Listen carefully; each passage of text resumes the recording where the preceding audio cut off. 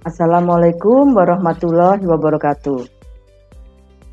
Tabipun, salam sejahtera dan salam sehat untuk kita semua. Alhamdulillah pada hari ini kita kembali bertemu untuk bersama-sama kuliah dalam mata kuliah manajemen hutan. Pada mata kuliah manajemen hutan, salah satu topik yang ada adalah tentang manajemen sistem informasi pengelolaan hutan.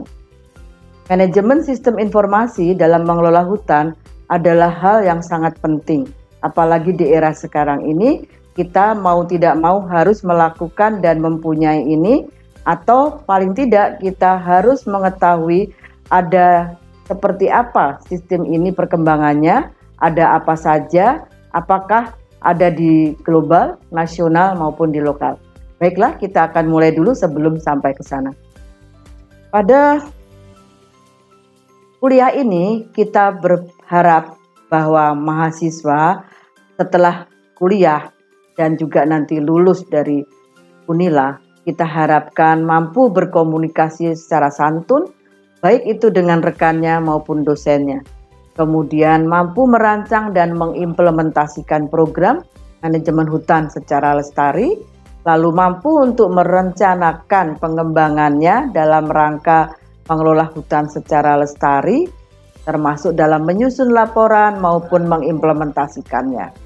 Dan tentu saja kita harapkan si mahasiswa itu menguasai teori dan prinsip dari manajemen hutan lestari. Lalu kita harapkan juga mahasiswa akan mampu merencana membuat pengembangan atas perencanaan hutan lestari untuk secara berkelanjutan. Lalu kita harapkan bahwa manajemen sistem informasi ini juga dipahami oleh semua mahasiswa bahwa penting untuk program pengelolaan hutan secara lestari baik di tingkat lokal, nasional maupun global. Baik, kita mulai dulu apa yang disebut dengan sistem informasi. Jika kita bicara sistem, kita akan bicara gabungan dari banyak subsistem dalam merangkai dan kemudian mencapai satu tujuan. Informasi itu sendiri adalah tentu suatu hal yang hendaknya mudah dipahami oleh si penerima atau pemanfaat. Kemudian jika kita gabungkan berarti kita harapkan sistem informasi ini merupakan suatu sistem yang menyajikan berbagai informasi yang bisa dipahami oleh penerima ataupun pemanfaat. Khusus untuk sistem informasi kehutanan, tentu saja dia atau informasinya adalah informasi kehutanan, baik hutan lindung, produksi maupun hutan konservasi, baik yang ada di tingkat tapak maupun nasional ataupun global, baik dia yang terkait dengan pembangunan nasional maupun SDGs. Nah, ini kita lihat bahwa apa artinya bisa diterima oleh penerima dan pemanfaat, artinya sistem informasi itu hendaknya dia diadaptasikan dengan kondisi yang ada di tempat tersebut. Ya, misalnya kalau kita di Lampung mungkin kita akan melakukan suatu program yang mana banyak sekali suku tertentu di wilayah tersebut. Tentu saja sistem informasinya kita harapkan dia itu adalah merupakan informasi yang menggunakan bahasa setempat sehingga masyarakat mudah paham. Jadi jangan sampai misalnya masyarakat adatnya dia merupakan masyarakat adat kampung, Lampung, tetapi ternyata kita yang merupakan mungkin mempunyai program itu orang Jawa atau orang Sunda, kemudian dalam menyajikan pakai bahasa lokalnya si empunya dari program seperti itu. Nah, di sini kita bisa lihat apa saja faktor pendukung sistem informasi itu, yaitu organisasinya yang baik, perencanaannya tepat, jumlah SDM-nya memadai, partisipasi manajemennya harus juga aktif, lalu ada upaya pengembangan dan merupakan motivasi dari seluruh personil. Ini kita bisa pahami ya, sistem informasi itu tidak akan bisa berjalan dengan baik jika organisasinya tidak baik. Misalnya Ini pernah kita alami atau pernah saya alami ketika melakukan suatu program ada di pedalaman Aceh. Ketika itu saya tanya kepada kepala dinas setempat apakah sudah ada sosialisasi kebijakan kehutanan terbaru dalam rangka perencanaan. Kemudian beliau katakan, oh sudah Bu, sudah, saya sudah hadir saat itu. Itu loh Bu bukunya, sambil menunjukkan tumpukan buku-buku di belakang beliau duduk. Kemudian saya tanya, apakah Bapak juga sudah menyampaikan pada stafnya yang nanti akan menjadi ujung tombak ketika melakukan program di lapangan? Belum Bu, karena yang diundang hanya saya sebagai kepala dinas, sehingga program kantor kami memang tidak ada secara langsung bisa nanti menyampaikan pada staf kami harus bagaimana dalam penyampaikan di lapangan. Nah itu ya, jadi organisasi yang baik bukan hanya karena dia punya gedung baik atau dia lengkap ada kepala, kemudian mungkin ada staf divisi pengabdian, divisi yang aspek ekologi, ataupun divisi sosial begitu. Tetapi kita harapkan organisasi ini meliputi juga organisasi dalam rangka mengelola informasi yang ada di kantor tersebut atau di organisasi tersebut. Di tingkat tapak pun kita sering mendapatkan hal tersebut. Misalnya kita mengadakan suatu pelatihan. Biasanya kalau kelompok tani kita undang gitu, bisa bapak-bapak yang berangkat. Padahal nanti di lapangan atau di rumah yang melakukan ibu-ibu, misalnya ini, kita ada pelatihan tentang bagaimana merawat suatu tanaman ketika dia terserang suatu hama penyakit atau banyak gulma di sekitarnya. Caranya bisa dengan secara organik, bisa secara kimia, dan seterusnya dijelaskan dalam training itu. Tapi nanti di lapangan ternyata yang melakukan ibu-ibu. Ketika kita tanya, Ibu kegiatannya Ibu selama di lapangan apa? Ya itu membersihkan rumput, ya kan. Kalau ada ulat kami basmi. Loh itu bukan bapak-bapak. Bapak-bapak yang keras Bu, yang nanti cangkul-cangkul atau pemindah tanaman begitu. Oh, nah kemarin yang berangkat itu perhatian bapaknya. Nah berarti organisasi di suatu kelompok, termasuk juga rumah tangga pun tuh harus baik ketika dia mengelola suatu informasi, apalagi yang terkait dengan pertumbuhan tanaman yang akan berpengaruh pada pendapatan dari suatu keluarga. Jadi perencanaan organisasi artinya harus baik di tingkat tapak hingga di tingkat yang atasnya lagi, ataupun di batas mana perencanaan itu terjadi. Kalau perencanaan di tingkat provinsi, berarti provinsi seperti yang kita tahu bahwa dengan undang-undang pemerintahan daerah saat ini pengelolaan hutan wewenangnya ada di tingkat provinsi, tidak lagi kabupaten. Jadi kita harapkan organisasi di tingkat provinsi juga bagus, KPH-nya bagus, kemudian Gapoktannya bagus, kelompok taninya bagus, rumah tangganya bagus, seperti itu. Demikian pula dengan perencanaannya ya, tadi misalnya tadi yang berangkat siapa, yang melakukan siapa, berarti perencanaan belum pas dalam rumah tangga, kemudian perencanaan dalam rangka mensosialisasikan informasi yang ada pun hendaknya dibuat. Berarti kalau tadi kita berdasarkan salah satu tadi ya info yang saya peroleh di salah satu dinas pedalaman di sana di Aceh. Saya nggak perlu menyebutkan wilayahnya ya. Kemudian jumlah SDM yang memadai. Nah, jumlah SDM yang memadai di sini ingat bahwa dia tidak hanya terkait dengan kualitas atau kuantitas saja. Dengan demikian, jumlah SDM yang memadai itu hendaknya SDM meliputi jumlahnya tepat, jumlahnya memang mencukupi, tetapi juga kapasitasnya, sehingga kualitasnya juga. Saya pernah punya ada penelitian ya terkait dengan ini. Jadi memang jumlah SDM itu akan berpengaruh ketika kita akan melakukan program secara efektif. Jadi salah satu jumlah SDM itu berpengaruh, baik itu SDM di tingkat rumah tangga maupun di SDM lembaga di atasnya atau di pemerintah desa, kemudian sampai juga di tingkat KPH. Itu ada beberapa penelitian saya yang menyatakan bahwa faktor ini memang berpengaruh ketika kita melakukan efektivitas. Artinya ketika sistem informasi ini juga dilakukan oleh orang yang tidak tepat, biasanya seperti tadi ya di tingkat dinas sudah ada yang dapat, tapi kalau tidak diberikan langsung oleh beliau kepada staf yang tepat, nanti tentu akan berbeda lagi sampainya informasi di tingkat masyarakat. Ya. Lalu partisipasi ini juga harus penting sekali dari unit manajemen, artinya bahwa ketika KPH punya program misalnya, berarti semua unit atau semua staf dalam unit atau KPH tersebut harus secara aktif berpartisipasi. Jadi bukan karena itu bukan resort saya nggak perlu bantu. Padahal di sana saat ini sedang mengembangkan madu misalnya. Resort saya memang utamanya madu lah. Kenapa nggak bantu? Kan bukan resort saya, nggak bisa begitu. Jadi tetap saja informasi cara mengelola madu dengan baik perlu disampaikan kepada resort yang satunya lagi karena dia sedang mengembangkan.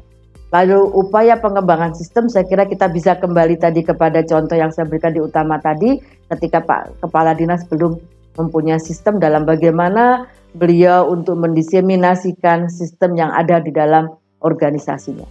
Lalu motivasi, ini juga penting sekali, kita harapkan semua staf tadi yang saya katakan kualitas, itu adalah salah satunya tentang motivasi ya, tidak hanya kualitas dia sudah sarjana, kualitas dia sudah ikut sering training, bukan hanya itu, tapi juga kualitas dari personel yaitu motivasi. Karena kita tahu motivasi itu adalah salah satu yang akan kita perhitungkan dalam suatu pengelolaan pada aspek sosial. Nah, kemudian kita kembali lagi ke teori, tadi faktor-faktornya.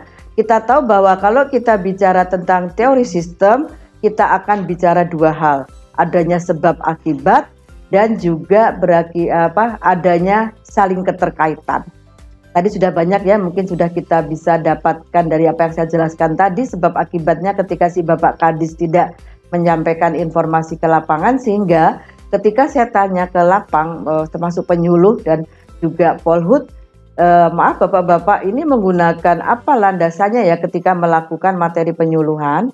Apa yang Bapak Ibu lakukan atau pakai ketika melakukan program di lapangan ketika pembenihan itu, mereka ternyata masih pakai kebijakan yang lama. Karena tadi itu belum adanya sistem informasi. Lalu kalau saling berkaitan, nah ini artinya adalah ketika sistem itu belum baik di tingkat organisasi, kita tahu tentu dampaknya tadi masyarakat atau tadi Polhut atau tadi penyuluh yang belum tahu ada kebijakan yang baru, sehingga tentu akan berbeda dalam rangka implementasinya ya, dalam arti bahwa dia tentu akan berbeda tentang adanya punishment atau resiko yang dihadapi ketika kita melakukan itu atau tidak.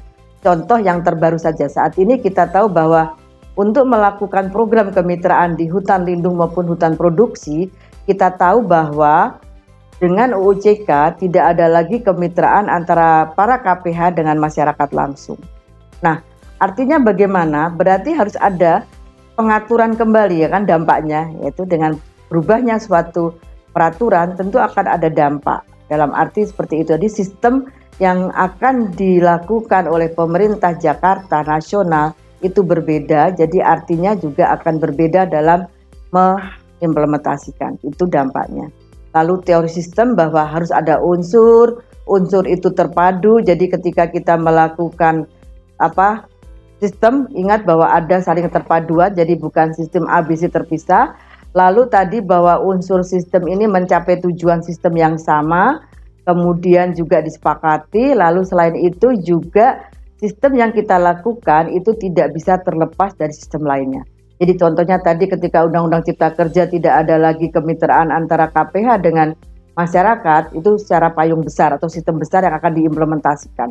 Bagaimana di dalamnya harus kita atur, bagaimana masyarakat dikuatkan, bagaimana KKPH bisa bekerja dengan mereka, ada sistem yang lain lagi. Jadi harus saling terkait tapi ada payungnya. Kemudian kalau kita kembali ke hutan, ini salah satu contoh bahwa untuk di hutan kita tahu bahwa pentingnya ada database. Jadi kita tahu database itu penting sekali, jadi jangan kaget ya bahwa saat ini kita kalau bicara salah satu contoh adalah luas hutan. Mungkin kalian kalau membuka satu buku referensi dan referensi yang lain akan menemukan luasan hutan yang berbeda. Itu masih sangat mungkin saat ini. Nah, nanti jika memang sudah ada database bersama satu Indonesia untuk luasan hutan, ini kita harapkan seperti itu. Itu salah satu yang menurut saya adalah hal yang penting. Lalu juga harusnya kita ada informasi, sistem informasi tentang pertumbuhan hutan. Sehingga kita tahu bagaimana pertumbuhan kayu-kayu yang ada di Indonesia ini, Kemudian tentu akan bisa memprediksikan stok karbon. Ini juga sangat penting karena kita tahu saat ini di Indonesia maupun dunia mempunyai pengarusutamaan tentang perubahan iklim. Yang mau tidak mau harus tahu tentang hal ini, dan kita harapkan data itu tidak beda-beda dari satu referensi ke referensi yang lain, terutama untuk di Indonesia. Sehingga sistem informasi kedua yang menurut saya penting adalah tentang model pertumbuhan. Misalnya kita bisa katakan pertumbuhan pohon ini seperti apa, di daerah Sumatera Selatan seperti apa, mungkin di utara beda lagi, Kalimantan beda, Papua beda, Nusa Tenggara beda. Sehingga kita dalam memperhitungkan karbon bisa melakukan dengan cara yang referensinya sama untuk se-Indonesia. Referensinya saja, tapi nanti dimodifikasikan dengan klimatologi atau iklim maupun kondisi setempat. Lalu pertukaran data dan pelaporan itu juga hal yang penting diatur ya. Jadi jika kita membutuhkan data harus bagaimana di tingkat lokal, nasional, bahkan ketika kita memerlukan data secara global, apakah bisa langsung ke negara tersebut ataukah perlu ada jendela atau pintu lewat pemerintah di Jakarta. Kemudian tentang penghitungan karbon juga menurut saya jika bisa itu juga hendaknya ada database sendiri lagi, sehingga kita se-Indonesia akan mempunyai pedoman yang sama ketika nanti REDD memang diimplementasikan, pasar karbon sudah berkembang, sehingga masyarakat yang ada di tingkat tapak tidak bingung. Kemarin kata Bu itu seperti ini, kata pemerintah itu seperti ini, enggak, kata LSM internasional seperti ini. Nah, jangan sampai terjadi seperti itu. Lalu data keanekaragaman, nah ini juga saya rasa penting sekali, saya harapkan ada. Kemudian juga data hasil hutan bukan kayu. Sampai saat ini kami di Lampung pun masih menjadi PR ya, jadi kita belum tahu sebenarnya ada apa saja, potensinya berapa, supply demand-nya seperti apa. Demikian pula jasa lingkungan, kemudian seberapa jauh usaha masyarakat juga sama, jadi meskipun di Jakarta kita punya web yang sudah dikembangkan oleh Kementerian Lingkungan Hidup dan Kehutanan tentang data kehutanan masyarakat dan pemanfaatan serta usaha yang dilakukan. Tapi kita lihat ketika kita buktikan di lapangan ternyata masih banyak data-data itu belum sesuai. Lalu data mitra ini juga saya harapkan ada sehingga ketika masyarakat akan mengembangkan usaha itu bisa langsung kemana dia akan menuju. Potensi buyer so pasti sangat penting. Nah dengan demikian contoh-contohnya di tingkat lokal, misalnya kita punya di tingkat provinsi ada kehutanan, ada LSM-nya, ada Unila atau perguruan tinggi yang lain juga maupun proyek-proyek. Jadi saya harapkan itu menjadi suatu pintu yang bisa untuk dibuka dan juga digunakan datanya untuk umum. Lalu di tingkat nasional kita tahu banyak sekali di kementerian, ini salah satu saja karena kita tentang kehutanan, Kementerian Kehutanan. Salah satunya untuk di hutan produksi sudah juga lebih lengkap, nanti bisa dibaca di SIP HPL. Jadi silakan buka langsung ya, di sana banyak. Kemudian untuk SIPL juga terkait dengan nanti kita berjualan kayu keluar, diekspor. Nah untuk tingkat global demikian pula, banyak sekali sistem informasi yang bisa kita gunakan. Silahkan dibuka, ada beberapa yang memang untuk publik, tapi ada beberapa harus izin karena data-datanya, atau mungkin kita memerlukan data yang tidak tercantum di webnya, tapi kita memerlukan juga kita bisa. Misalnya tentang CITES per negara atau apa, silahkan hubungi mereka seperti itu. Demikian pula dengan AFCC misalnya tentang perkembangan sertifikasinya. Saya kira demikian cukup ya, terima kasih untuk materi kita. Pada prinsipnya sistem informasi untuk membuat suatu perencanaan hutan itu penting, baik di tingkat global, nasional maupun lokal, karena sistem informasi ini bisa menjadi pedoman bagi masyarakat atau bagi siapa saja yang melakukan program perhutanan maupun menuju pembangunan hutan secara lestari. Terima kasih. Wassalamualaikum warahmatullahi wabarakatuh.